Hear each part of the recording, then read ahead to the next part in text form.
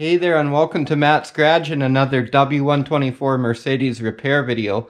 So today we're just going to be replacing a power window switch. This one actually still works, but it sticks. So it's a little bit dangerous. It's going to burn out the window motor. And so the first step here is to peel back the carpet a little bit. I believe if you have the other option with the console bin here, you have to unscrew that and lift that up. But either way, there's a tab on the back of this, just in the middle on the back of this wood that sticks out right here under the carpet. It has a Phillips number 2 screw on it. Then you'll also have to lift up this bezel, just clips in. And then there's a couple tabs that just stick under at the front. Okay, I already got this worked back a little bit to expose the edge. Pretty sure this is how you're supposed to do it because I can't see any other way. I can feel the screw under there, and there's no hole in the carpet for an access. So yeah, it just pulls back, and there is the screw right there. You can see I used that because it doesn't have any sharp edges on it. So get yourself a good Phillips number 2 screwdriver.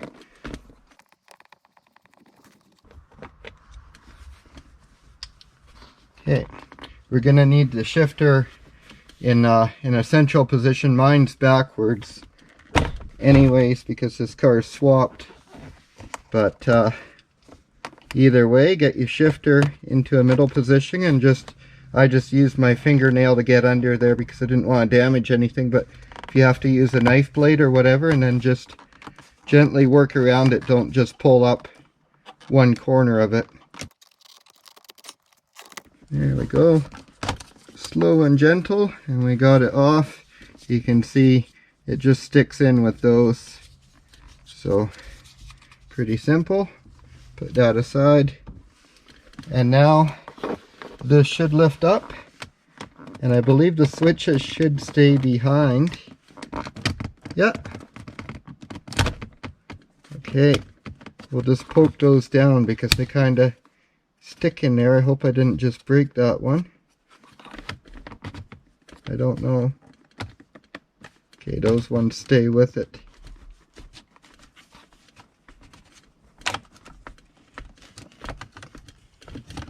Okay, now I'm not going to unplug these heated seat switches up here. Anyways, this is the problem one, and I believe they just pull straight up. Yeah, they do. So we'll get our replacement unit here. I was just making sure the contacts matched. Everything matches. Very nice part. I'm just trying to press it in on the sides there rather than pressuring on the switch.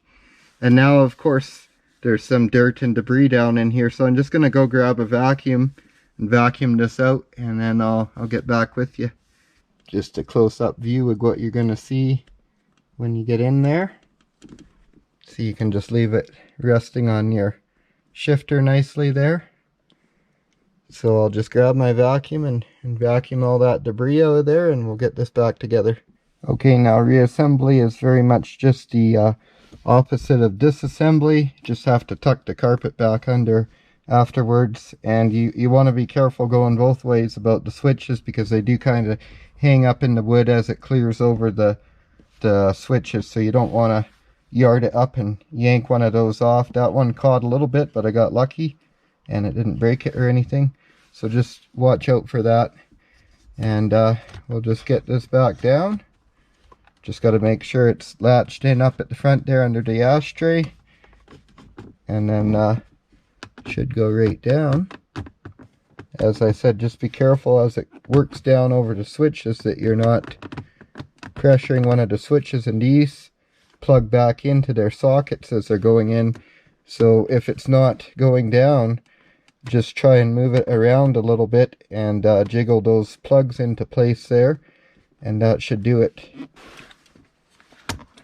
Okay, just make sure your carpet keeps wanting to fold back down. You need that flipped up for the screw to go down.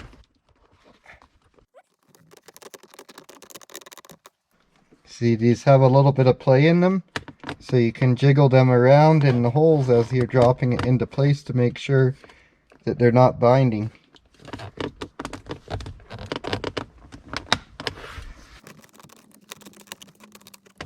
Just make sure you pressure around these two switches to make sure the plugs are in firmly.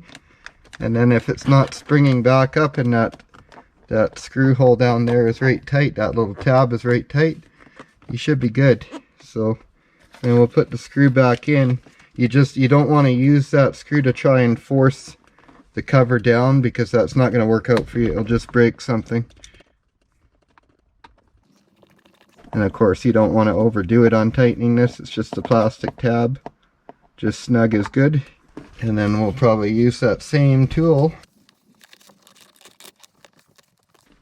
It'll mostly go under on its own, but if you have a little area where it's not, you can just use something like that to gently work it under the edge until it's all laying out flat and smooth again.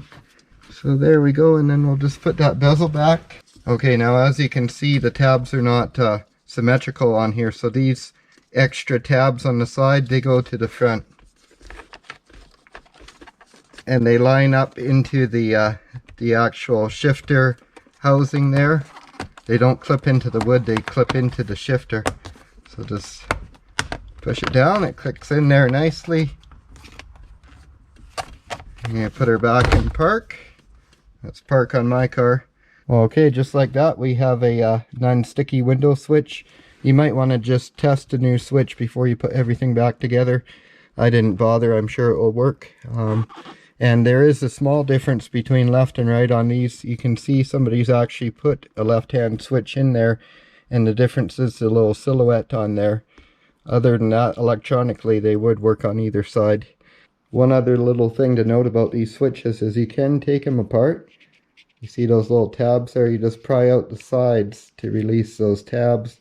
And then that whole base portion with the electrical contacts in it will pop right out, and you can clean up those contacts, put some fresh dielectric grease in there, put it all back together, and it'll be good to go.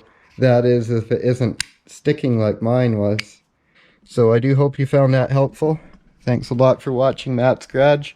Don't forget to like and subscribe for more Mercedes W124 content, and have yourself a great day.